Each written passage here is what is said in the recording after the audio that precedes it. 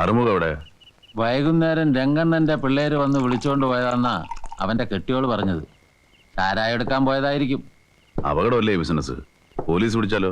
ഏയ്, രംഗണ്ണന്റെ ആൾക്കാരെ പോലീസ് പിടിച്ചതായി ഇതുവരെ കേട്ടിട്ടില്ല. തിരിച്ചാ സംഭവിക്കാറ്. ഇതെങ്ങനെയാ ഒന്ന് തൊട്ടുകൂട്ടാനില്ലാതെ? ഞാൻ പോയി നല്ല ചൂടുള്ള മുറുക്ക് മേടിച്ചിട്ട് വരാം. വേണ്ട, ഞാൻ ഇറങ്ങേ. ഞാനിതാ വന്നു. ഒരു 10 അടി നടക്കേണ്ട കാര്യമല്ലേ ഉള്ളൂ. പക്ഷേ എന്താ വേണ്ടതെന്ന് വെച്ചാൽ ശ്രദ്ധിക്കണം. ഞാനിത് എത്തിപ്പോയി.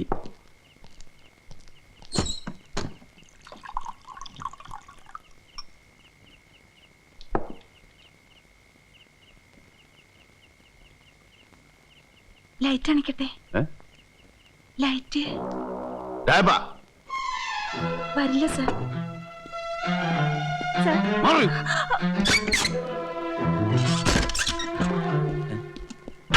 പെങ്ങളെ കൂട്ടിക്കൊടുക്കണം.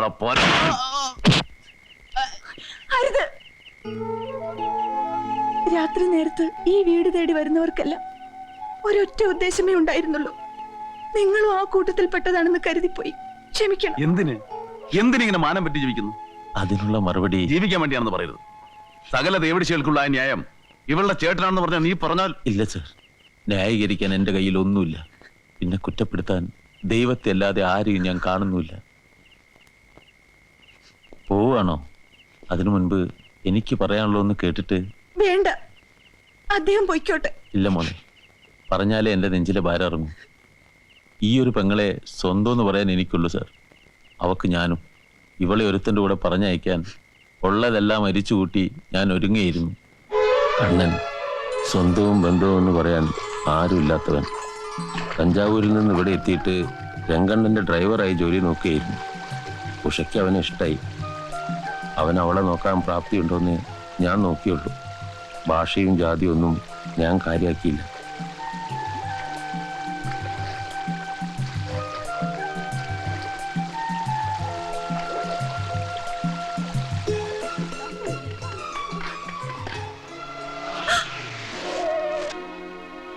കോളനിയിലെ കാണാൻ കൊള്ളാവുന്ന പെൺകുട്ടികൾ രംഗന്റെ കൺവട്ടത്ത് പെടാതിരിക്കാൻ എല്ലാവരും ശ്രദ്ധിച്ചിരുന്നു. രംഗൻ ഒരു പെൺകുട്ടിയെ ഇഷ്ടായി എന്ന് വെച്ചാൽ അതിന്റെ അർത്ഥം ആ കുട്ടി നശിച്ചു എന്നാ. ഇവളെയും അവൻ നോട്ടോടുന്നുണ്ടെന്ന് എനിക്കറിയാമായിരുന്നു. പക്ഷെ കണ്ണന് ഞാനിവളെ കെട്ടിച്ചു കൊടുക്കാന്ന് പറഞ്ഞപ്പോൾ അയാൾ എതിരൊന്നും പറഞ്ഞില്ല. കല്യാണത്തിന് പൊന്നു വാങ്ങാനുള്ള പണം തന്ന് സഹായിച്ചു. വേണ്ടെന്ന് പറഞ്ഞിട്ടും നിർബന്ധിച്ച് കയ്യിൽ ഏൽപ്പിക്കുകയായിരുന്നു. അങ്ങനെ ഇവളും ഞാനും സ്വപ്നം കണ്ടതിലും ഭംഗിയായി കല്യാണം നടന്നു. കണ്ണൻ ഇവളെ അവന്റെ വീട്ടിലേക്ക് കൊണ്ടുപോയി.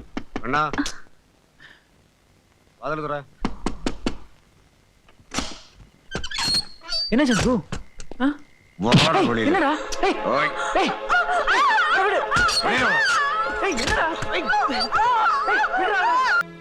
രംഗൻ എന്റെ പെങ്ങളെ അവൻ പൊന്നു വാങ്ങാൻ അവൻ തന്ന പണം എന്തിനുള്ള വിലയായിരുന്നെന്ന് എനിക്ക് മനസ്സിലാകാൻ വൈകിപ്പോയി സാറേ. എന്നിട്ട് രംഗനെ പിറ്റേന്ന് വെളുപ്പിന് ഈ ഉമ്മറത്ത് വന്ന് തല തല്ലി കഴിയുന്ന ഇവളെ കണ്ട് സഹിക്കാതായപ്പം ഞാൻ ചെന്നു അവനെ കാണാൻ. അവന്റെ ആളുകൾ തല്ലി ചതച്ചൊരു വിഴുപ്പ് പാണ്ടം പോലെ എന്നെ ഇവിടെ കൊണ്ട് എറിഞ്ഞിട്ട് പോയി.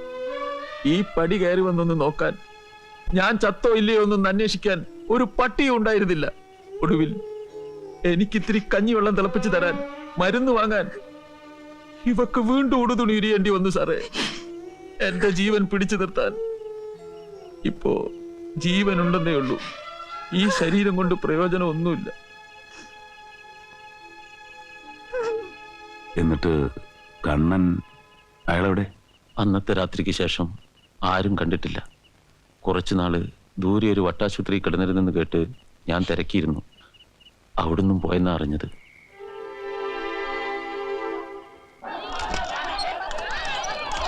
കടം തരാൻ പറ്റൂല എന്ന് പറഞ്ഞ് വിഷമം ഉണ്ടാവൂലേ? പക്ഷെ എന്ത് ചെയ്യാനാ, നീയൊന്നും മനസ്സ് വെക്കാഞ്ഞിട്ടല്ലേ? എന്താ വൈകുന്നേരം വരട്ടെ? വേണ്ട. അതെന്താടി വെച്ച ഇന്ത്യ ഗവൺമെന്റ് അടിക്കുന്ന നോട്ട് തന്നെയല്ലേ ഞാനും തരുന്നത്? ആ പൂക്കാരി തലടയിന്ന് പിടിച്ചു പറിക്കുന്ന പോലെ വാങ്ങിച്ചതാ. ഇനി ഏതായാലും ഇയാളുടെ കടയിൽ നിന്ന് വാങ്ങിക്കണ്ട. നീ സാധനങ്ങൾ വാങ്ങിക്കുമ്പോഴേക്കും എന്റെ കച്ചവടം തീരും. നമുക്ക് ഒരുമിച്ച് പോവാം. ആവശ്യമില്ലാതെ മറ്റുള്ളവരുടെ കാര്യങ്ങൾ തലയിടുക എന്ന് പറഞ്ഞാൽ അതിൻ്റെ ഒരു സ്വഭാവമായിപ്പോയി. മരിച്ചുപോയൊരു പങ്കലുണ്ടായിരുന്നു, അതിൻ്റെ ഓർമ്മ വരുന്നുണ്ടൊക്കെ പറഞ്ഞു പോവുക. ഇനിയെങ്കിലും നെറിയോടെ ജീവിക്കാൻ നോക്ക്.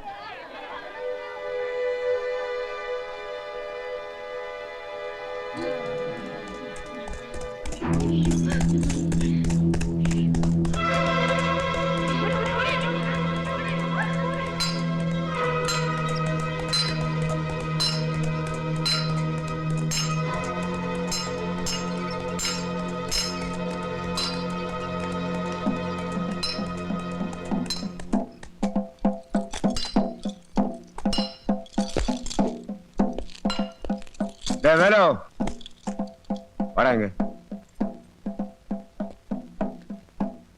ஏண்டா நீ போகலையா? படுத்து படுக்கையா இருக்க அப்பாவை கூட்டிட்டு நான் எப்படி போக முடியும்? எப்படி போக முடியும்? ஓடாதீங்க, அவரை விட்டுடுங்க. நானும் என் பசங்களும் அனாதை ஆயிடுவோம். நாங்க எங்கேயாவது போயிடுறோம். அவரை உயிரோட விட்டுடுங்க. இந்த காலி பண்ணல தொலைச்சு விடுவேன், தொலைச்சு.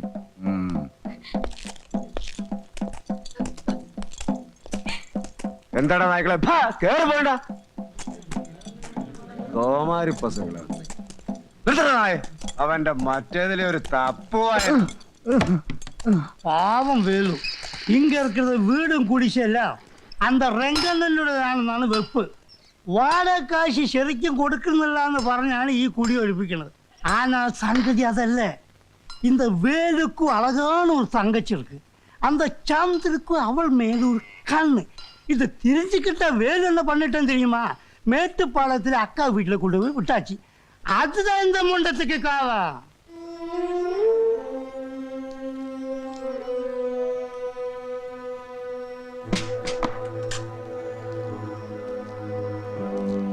கொஞ்சம் நிறுத்துங்க. நீங்க எல்லாரும் இது காணுங்க. ஒரு குடும்பம் இവിടുന്ന് പോവാണ്. എതുക്ക്? അതിന്റെ കാരണം നിങ്ങൾക്ക് ശരിക്കും தெரியும். ഒരു ഗുണ്ട വന്നവരെ വിരട്ടി ഓടിക്കുന്നു. ആരാണവൻ? மன்னிச்சிருங்கோ, எனக்கு உங்களுடைய பாஷையில் பேச தெரியல. பரவாயில்ல, நீங்க மலையாளத்துல சொல்லுங்க, எங்களுக்கு புரியும். മനസ്സ് புரியும் போது ഭാഷ എതുക്ക് തമ്പി, சொல்லுங்க. വേലുവിന്റെ കുടുംബം ഇവിടുന്ന് പോകുന്നില്ല. അത് നിങ്ങൾ തീരുമാനിക്കുന്നു. അല്ലെങ്കിൽ ഇന്ന് വേലുവിനുണ്ടായ ഗതി നാളെ നിങ്ങൾക്കുണ്ടാവും. നിങ്ങളുടെ വീട്ടുതണ്ണുകൾ ഗുണ്ടകൾക്ക് നിരകാൻ വിട്ടുകൊടുക്കുന്നില്ല.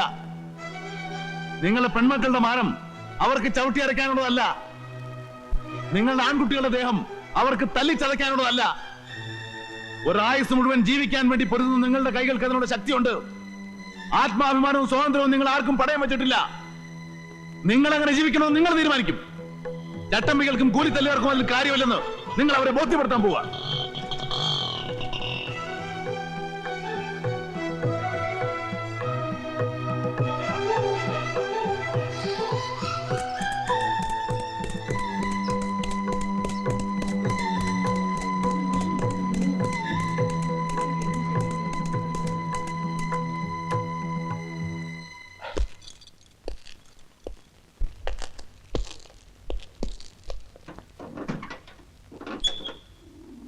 டேய் எழுந்துடுறா, நான் என்ன சொல்லிட்டு போனேன்?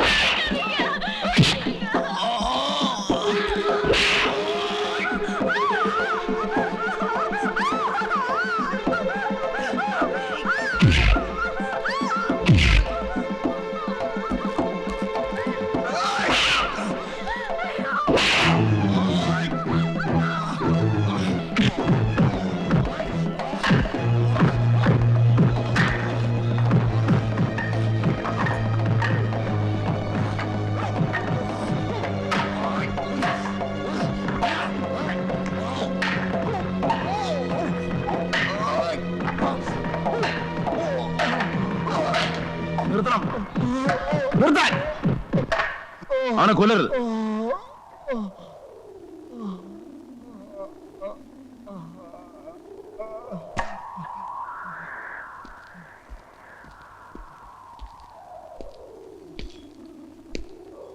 മാത്രമല്ല, രംഗന്റെ വളർത്തു നായ്ക്കൾക്ക് മുഴുവൻ ഇതൊരു പാഠമായിരിക്കും.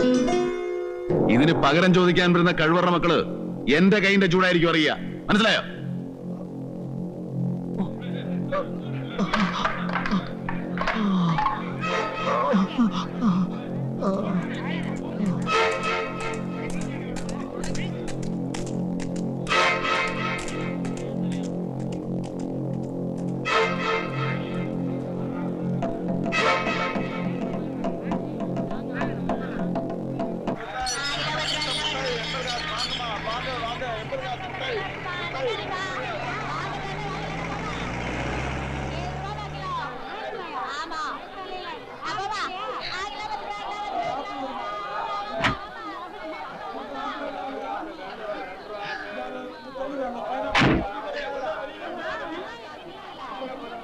എന്താ മാർക്കറ്റില്ലാടി? ഇന്ന് ഇത്ര മര്യാദക്കാണല്ലോ. എന്താ പറ്റി?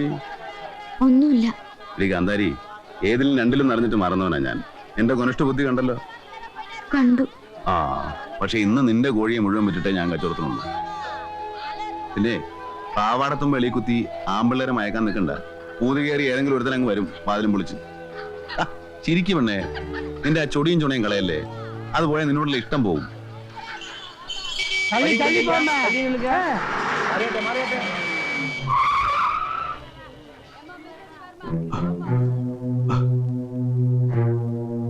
രംഗണ്ണന്റെ പിള്ളേരുടെ ചുണ എന്താണെന്ന് അവനെ മനസ്സിലാക്കി കൊടുക്കടാ. ആ, നിലനില്ലേ. അപ്പോ ഈ രംഗേട്ടൻ രംഗപ്രവേശം ചെയ്തിട്ടില്ലല്ലേ? അല്ല, കുറെ കാലമായി പുള്ളിയെ കുറിച്ച് കേൾക്കുന്നു. ഒന്ന് കാണാനുള്ള ആഗ്രഹം കൊണ്ട് ചോദിച്ചതാ. അങ്ങനെ ഇവിടെ അങ്ങ് ഇല്ലേ? കൊടുങ്കാറ്റിന് സ്ഥിരം കൂടില്ലടാ. വരും, വന്നതുപോലെ പോകും. അടുത്ത വരവ് വരെ ആദ്യത്തെ ഓർമ്മ കാണും. ഇവിടെ നിന്ന് നിനക്ക് ജീവനോടെ രക്ഷപ്പെടാൻ കഴിഞ്ഞാൽ അത് കാണാനുള്ള യോഗമുണ്ടാവും. എടാ ചന്ദ്രു, ശിവന്റെ ഇരിപ്പിടം കൈലാസത്തിലാ, എന്ന് വെച്ചാ ഹിമാലയത്തിന്റെ മുകളില്. അവിടെ മിറപ്പിക്കാൻ ഒരു കാറ്റും ജനിച്ചിട്ടില്ല. നോക്കി നിൽക്കാതെ കൊടുക്കടാ.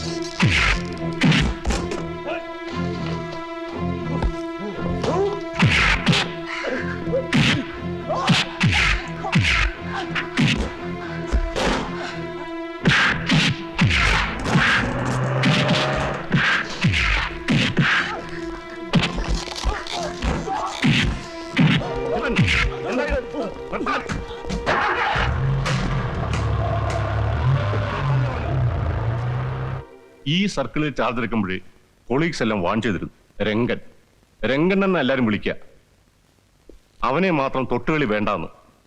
അവൻ ഊട്ടിയിലെ മൊത്തം പോലീസ് ഫോഴ്സിനേക്കാൾ സ്ട്രോങ്ങാ. സർക്കാരിൽ നിന്ന് കിട്ടുന്നതിന്റെ 4 ഇരട്ടി അവന്റെ കയ്യിൽ നിന്ന് വാങ്ങുന്ന നാറുകളും ഇതിനകത്തുണ്ട്. എനിക്കൊരു അപേക്ഷയുണ്ട് സർ. ആ കോളനിയിലെ പാവം മനുഷ്യരെ അവന്റെ ഗുണ്ടകൾ ഉപദ്രവിക്കരുത്. ഊതിയാൽ അണഞ്ഞു പോകുന്ന മൺവിളക്കുകൾ പോലെയാണ് അവരുടെ ജീവിതം. ഞാൻ കാരണം കുറച്ചു നാളത്തേക്ക് ഞാൻ അവിടെ കോൺസ്റ്റബിൾസിനെ ഡ്യൂട്ടിക്കിടാം. പക്ഷേ തന്റെ കാര്യം, താനാണ് അവരുടെ ലക്ഷ്യം. അതെന്നെ മാത്രം ബാധിക്കുന്ന കാര്യമാണ് സർ. കണ്ണിന് മുന്നിലൂടെ വരുന്ന എന്തും ഞാൻ നേരിടും. പിന്നിലൂടെ വന്ന കീഴ്പ്പെടുകയല്ലേ നിവൃത്തിയുള്ളൂ. വരട്ടെ സർ.